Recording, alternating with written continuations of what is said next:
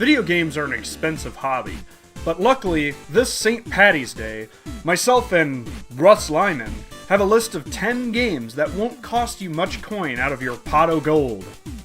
Oh god, did I really just say that? Hey guys, Russ Lyman here. Did I dress up too much for the occasion? Great to be here, Brasel. Thanks for having me on your channel. This game is typically thought of to be pretty terrible. I don't think it's as bad as everyone makes it out to be. Sure, it's only got 2 game modes, and one is marginally playable if you don't know what you're doing, but I loved it growing up and I love it now. Skateboarding is a ton of fun, and it's always great to see just how far you can get. Surfing is a lot easier once you learn that you have to hold down the B button to surf to the top of the screen and make wave jumps for points. Also, you get to play as a cat in a suit. There's nothing more boss than a cat in a suit. It has a gorilla on a surfboard on the cover. That's awesome! Why wouldn't you want to try this game out? Jackal on the NES is an awesome shooter game, and it's even more fun playing with a friend. You play as jeeps that have machine guns on top of them, and they can also throw out grenades at the enemy. One fun little tidbit is you can actually run over the enemy with your jeep, and they just go splat. It's hilarious.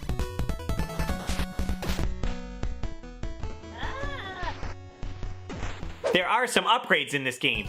When you rescue some of the POWs, there'll be one that's flashing, and he'll upgrade your weapon from grenades to missiles.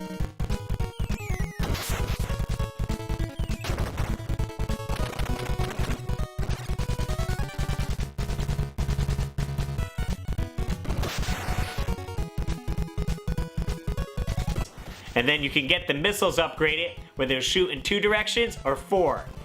Once you got the full upgrade, this game is a blast.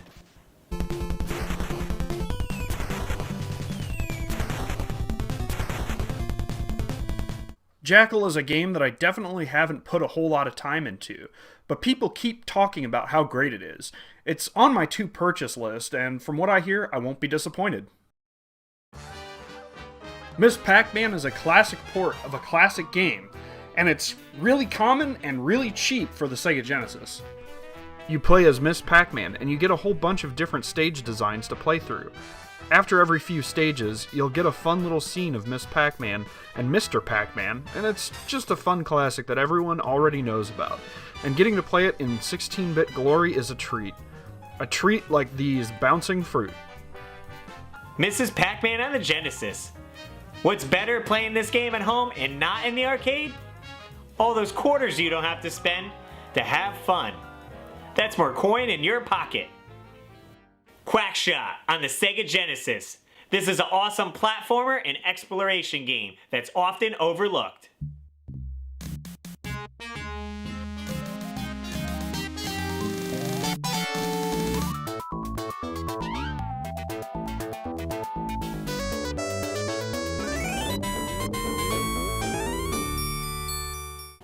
It stars Donald Duck, and he's an explorer looking for treasure.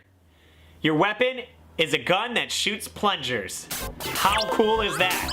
You get upgrades for this weapon, and it'll allow you to get further in certain levels.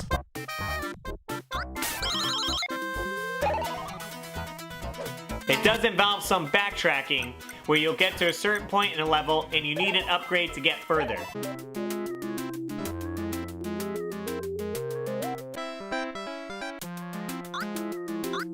Now this doesn't slow the game down at all. I actually enjoy backtracking and going to other levels and unlocking all the secrets. This helps extend the gameplay and the length of the game.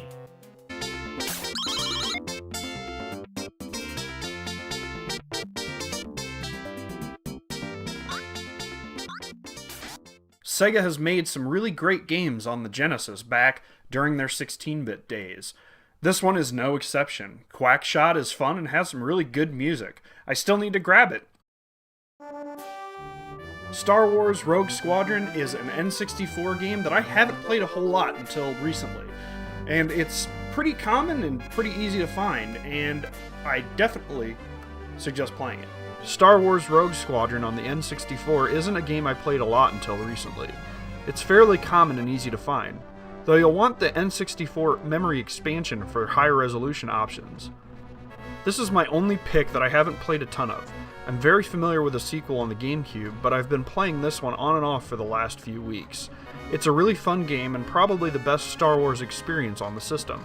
You can fly a multitude of different famous Star Wars ships, and the game gives you a ton of different missions to play through. Pick it up!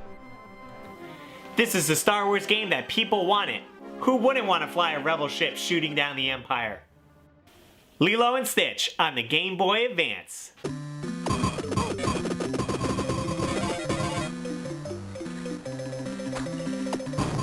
You would think, Disney's kids game when you hear the title and see the cover. But think again. This is an awesome run and gun game, and if you like games like Contra and Metal Slug, this is pretty much like that. You get a cool alien blaster and pineapple grenades to throw at the enemy.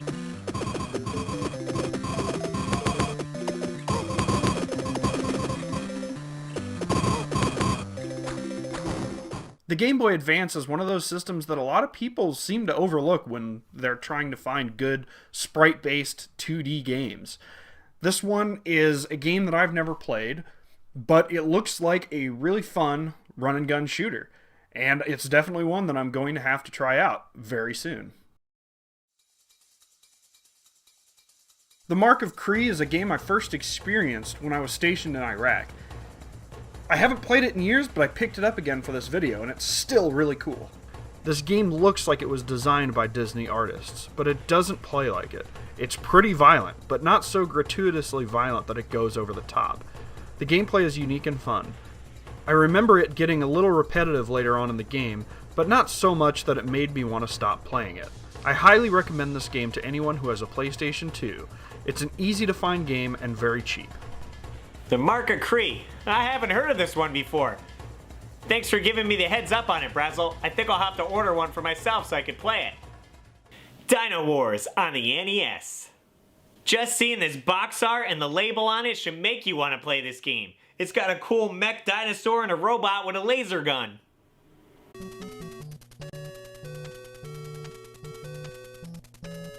This game takes place in outer space somewhere, and you play as a little tiny spaceman. You basically run right to the level as a regular platformer, and you get to the end and have to destroy some type of supercomputer, and then make your way back left to the level. That's when things get awesome, because you jump into your giant mech dinosaur. Then you go and fight other mech dinosaurs. It's a whole different experience, and you kind of toss back and forth between the two styles.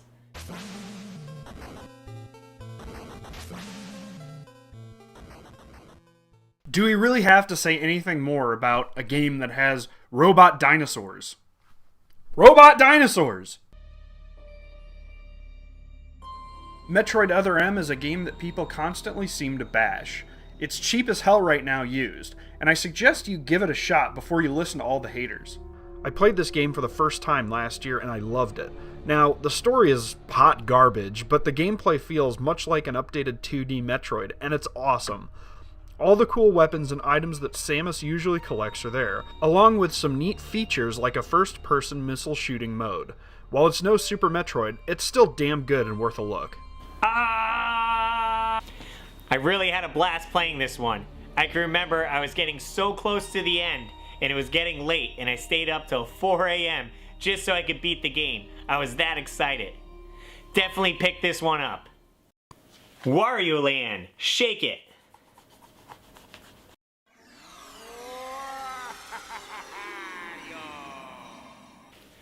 Now, I never played any Wario games before this game, and I played a demo of this at a store.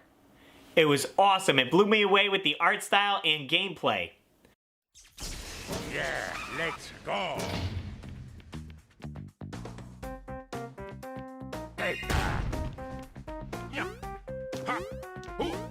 I just loved how it looked and played, and the cool mechanic with it as well.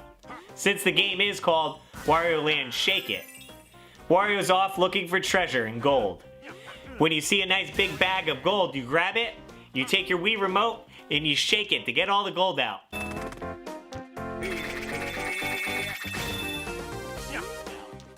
And that's pretty much the extent of the motion controls for this game.